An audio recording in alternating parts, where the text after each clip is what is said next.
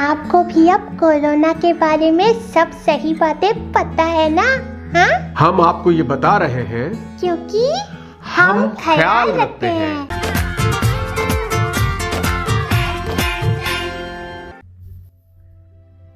Hello बच्चों, कैसे हैं आप सब? आज हम एक नए अध्याय की शुरुआत करेंगे जिसका नाम है संविधान। इसे हम अंग्रेजी में कॉन्स्टिट्यूशन भी कहते हैं। इस अध्याय में हम संविधान और उसके विभिन्न आयामों को जानेंगे। तो आज हम जिन आयामों को पढ़ेंगे वो है संघवाद यानी कि फेडरलिज्म एवं संसदीय शासन पद्धति यानी कि पार्लियामेंट्री सिस्टम।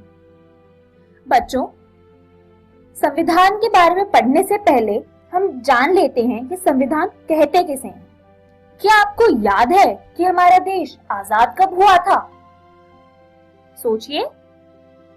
जी हाँ, हमारा देश 15 अगस्त 1947 को आजाद हुआ था और 26 नवंबर 1949 को हमारे देश ने संविधान को अपना लिया। तो बच्चों, संविधान एक किताब है जिसको हमारे देश के कुछ महान पुरुषों ने मिलकर तैयार किया था। यह किताब कुछ ऐसी दिखती है जैसा कि आप इस चित्र में देख सकते हैं। इस किताब में अनेक महत्वपूर्ण बातें लिखी गई हैं जिन्हें जानना और समझना हमारे लिए बहुत जरूरी है। बच्चों, क्या आप जानते हैं कि हमें संविधान की आवश्यकता क्यों हुई? जब हमारा देश आजाद हुआ उस समय अंग्रेजों के बनाए कठोर कानूनों को हटाने के लिए संविधान की आवश्यकता थी, क्योंकि अंग्रेजों के समय आम लोगों की सरकार में कोई भी सहभागिता नहीं थी, जिस वजह से आम इंसान पर बहुत अत्याचार किए गए। इन्हीं अत्याचारों को खत्म करने के लिए एक संविधान लाया गया जिसमें हर नागरिक को समानता तथा सरकार में सहभागिता दी गई। अब हम यह जानते हैं कि संघवाद क्या होता है। अभी हमने जाना कि संविधान क्या होता है और संविधान का पहला आयाम है संघवाद। तो संघवाद का अर्थ है एक से ज्यादा स्तर की सरकारें। हमारे देश में बच्चों 3 स्तर की सरकारें होती हैं। पहले स्तर पर होती है केंद्र सरकार जो पूरे देश पर शासन करती है। उसके बाद हर राज्य में एक सरकार होती है, जैसे कि हमारे झारखंड राज्य में भी राज्य सरकार है।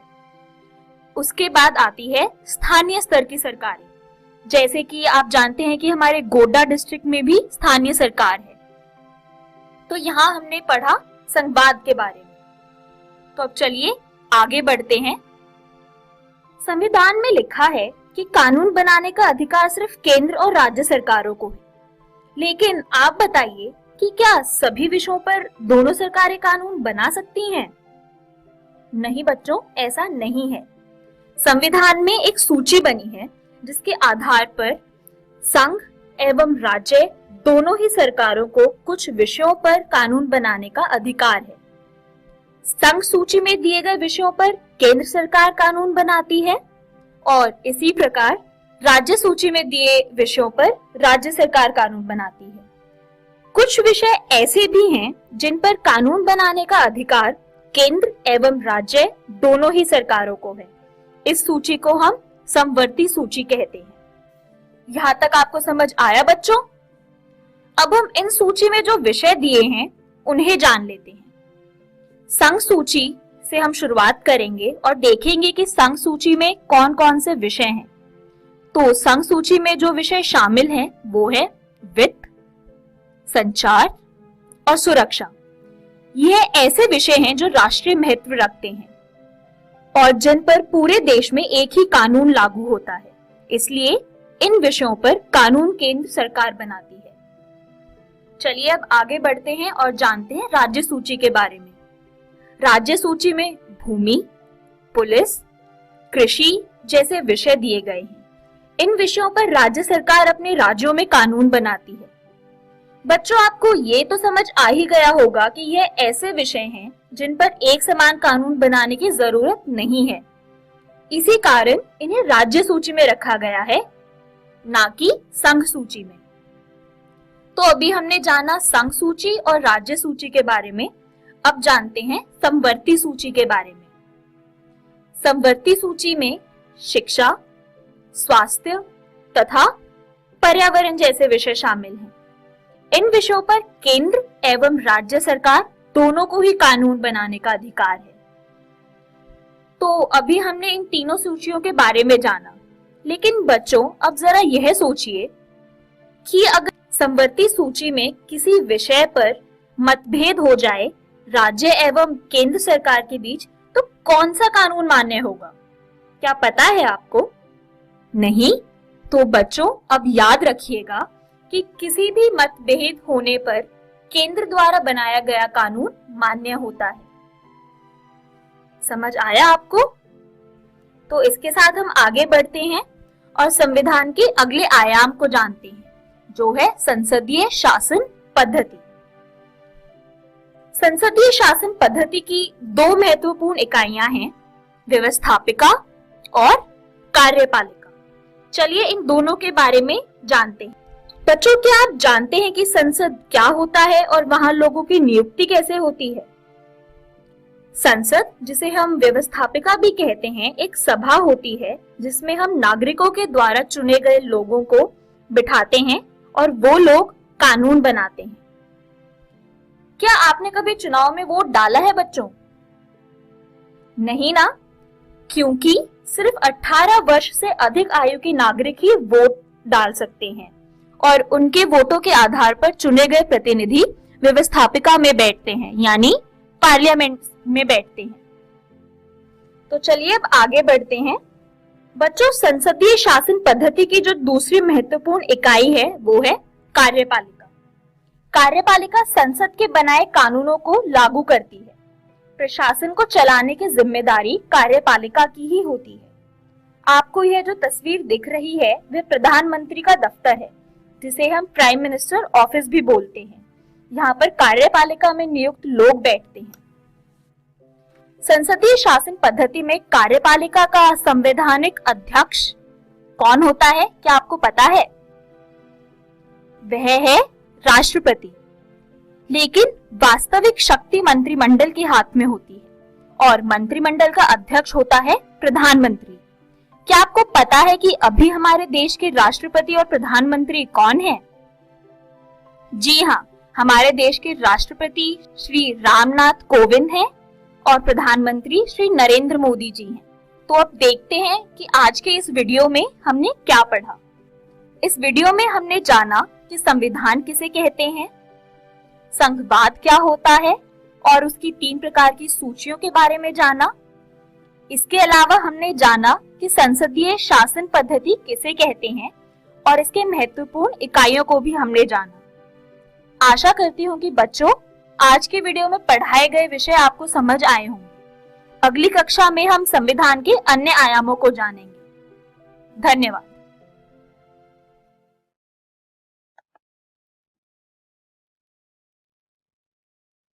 हमारे देश ने संविधान को कब अपनाया था? चलिए बच्चों देखते हैं इसका सही उत्तर क्या होगा। सही उत्तर है 26 नवंबर 1949 को। संविधान में कानून बनाने के विषयों को कितनी सूचियों में विभाजित किया गया है? चलिए बच्चों देखते हैं इसका सही उत्तर क्या होगा। सही उत्तर है 3 सूचियों में। समवर्ती सूची पर कानून बनाने का अधिकार कौन सी सरकार को है? चलिए बच्चों देखते हैं इसका सही उत्तर क्या होगा। सही उत्तर है केंद्र एवं राज्य सरकारों को। कार्यपालिका का संवैधानिक अध्यक्ष कौन होता है? चलिए बच्चों देखते हैं इसका सही उत्तर क्या होगा। सही उत्तर है राष्ट्रपति। संसदीय शासन पद्धति की कौन सी इकाई कानून बनाती है? चलिए बच्चों देखते हैं इसका सही उत्तर क्या होगा। सही उत्तर है व्यवस्थापिका।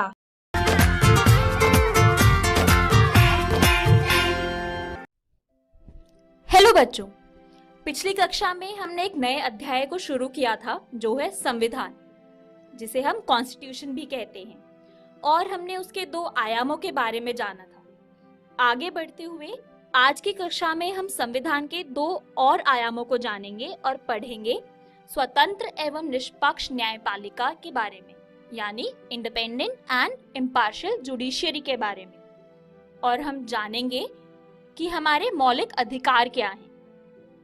तो चलिए आगे बढ़ते हैं और पढ़ते हैं न्यायपालिका के बारे में। न्यायपालिका होती क्या है और हमें इसकी जरूरत क्यों है?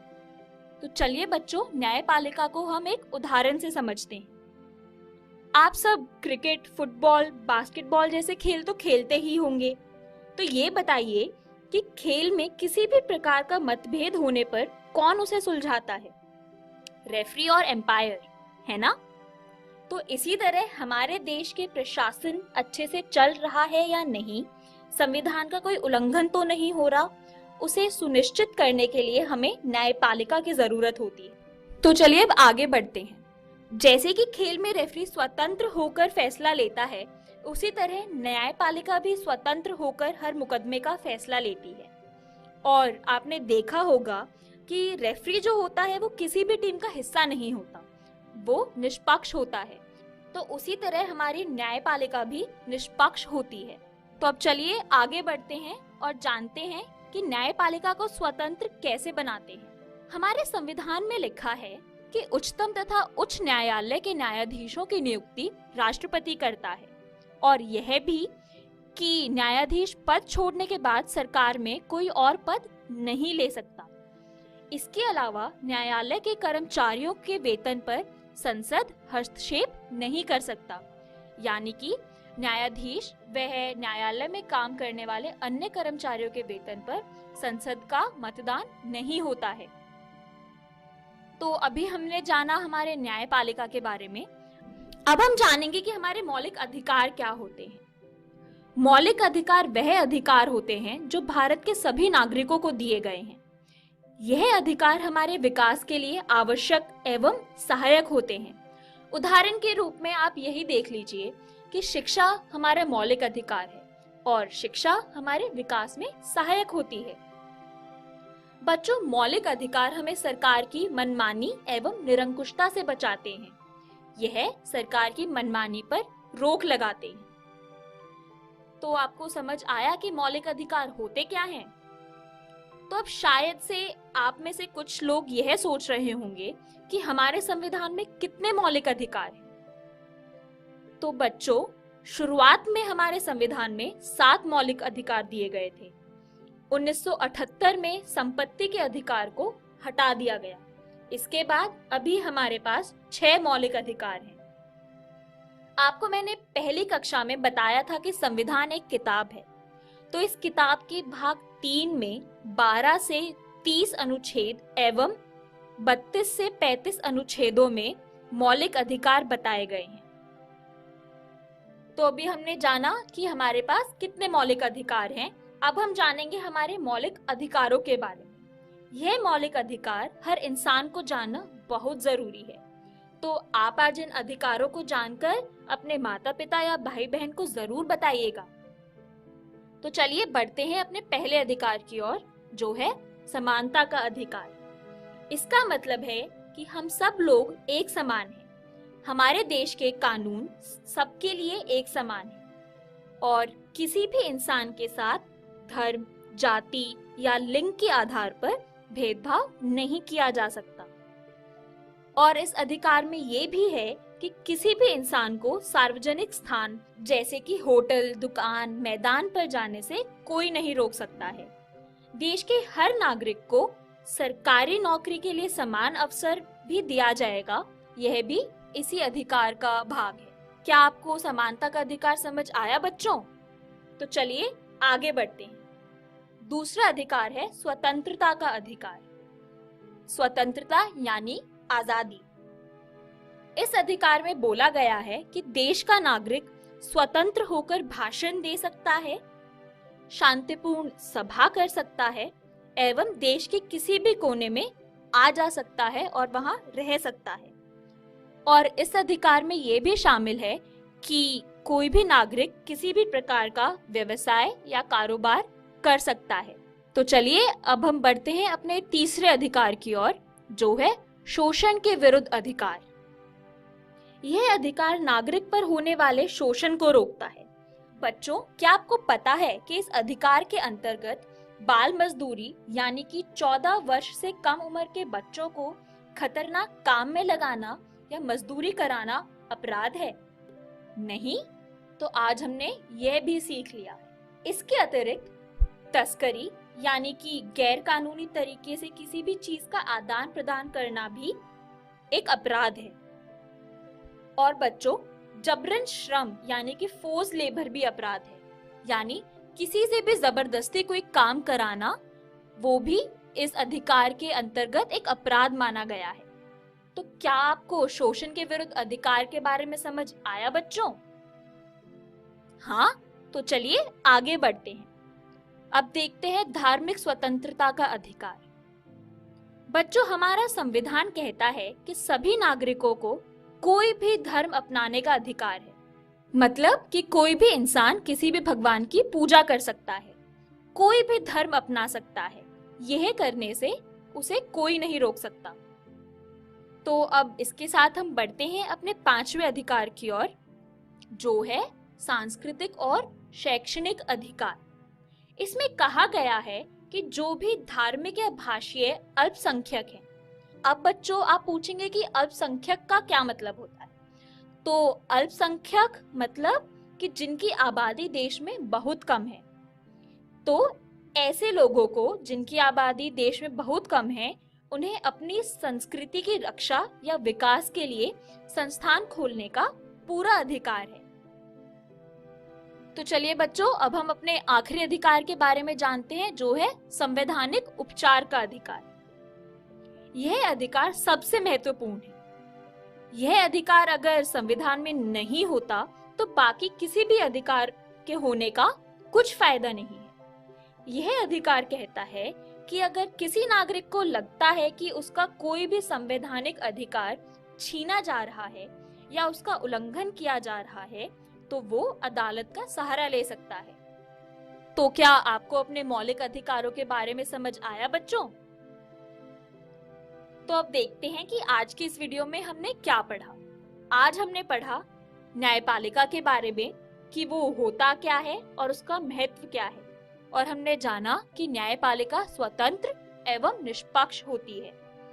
इसके अलावा हमने हमारे मौलिक अधिकारों को जाना। हमारे पास 6 अधिकार हैं। हमने उन सभी 6 अधिकारों को विस्तार में जाना। वो अधिकार कौन से हैं बच्चों?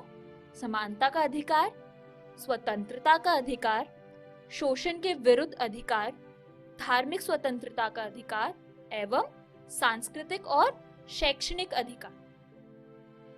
आशा करती हूँ बच्चों कि आज के वीडियो में पढ़ाए गए विषय आपको समझ आए होंगे और आगे की कक्षा में हम मौलिक कर्तव्यों को जानेंगे। धन्यवाद।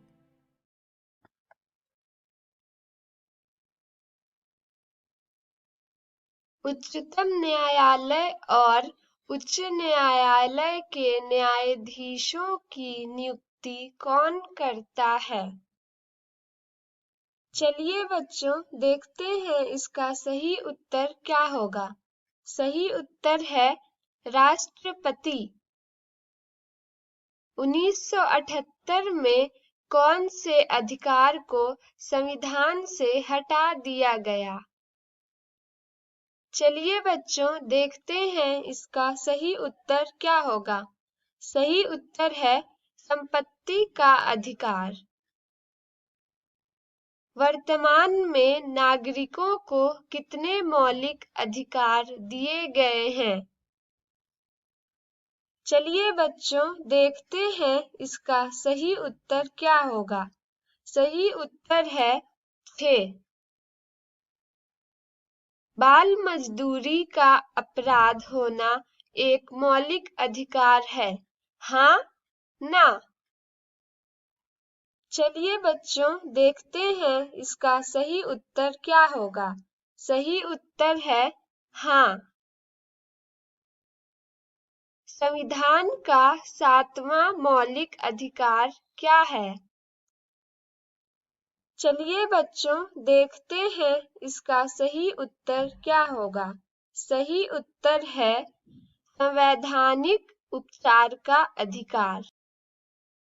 आइए जाने कोरोना वायरस या कोविड-19 से बचाव के लिए हाथ धोने की प्रक्रिया। सबसे पहले हम पानी लेंगे, हाथ को भिगोएंगे, फिर हम साबुन लेके झाग बनाएंगे। झाग बनाने के बाद अच्छे से हाथ धोने के लिए हमारे 8 चरण हैं, जिसमें सबसे पहला चरण दोनों हथेलियों को गोला करते हुए हम रगड़ेंगे। दूसरा चरण, इसमें हम बाएं हाथ की हथेली दाएं हाथ की हथेली के ऊपर रख के उंगलियों को फंसाते हुए रगड़ेंगे।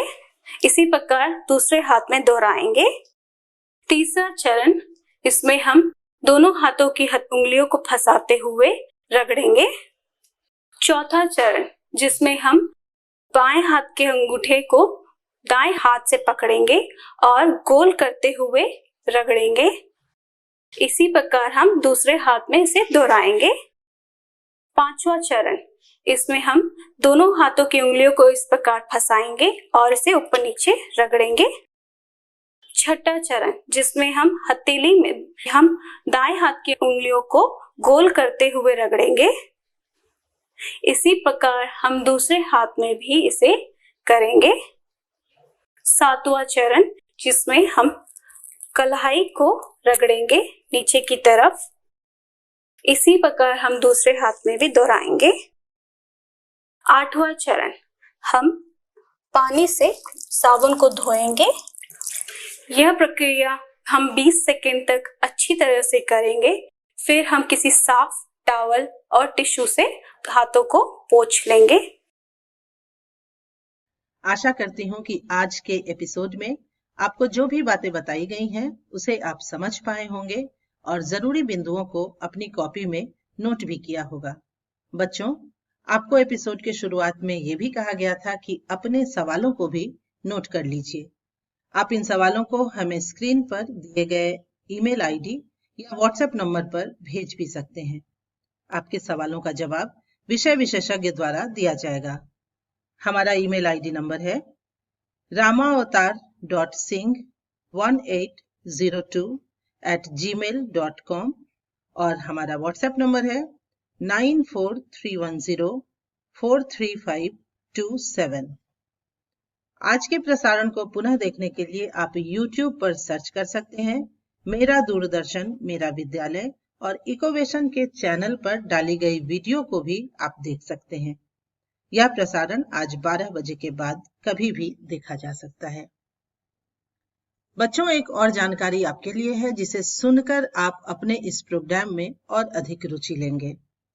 आप सभी स्वरचित कविता, कहानी, पेंटिंग तथा छोटे छोटे वीडियो बनाकर भी हमें स्क्रीन पर दिए गए व्हाट्सएप या ईमेल पर पोस्ट कर सकते हैं। चयनित पोस्ट को हम समय समय पर आने वाले एपिसोड में प्रदर्शित भी करते रहेंगे। आप सभी के लिए अपनी कला को उभारने का भी यह एक सुनहरा अवसर है। बच्चे, मिलते हैं अगले एपिसोड में, जिसमें हम कुछ और रोचक एवं ज्ञानवर्धक पाठ पढ़ेंगे जो कि क्लास 6, 7 और 8 के होंगे। और आज की ही तरह हम कुछ प्रेरक कहानियां भी देखेंगे। मेरा दूरदर्शन मेरा विद्यालय के आज के एपिसोड में इतना ही।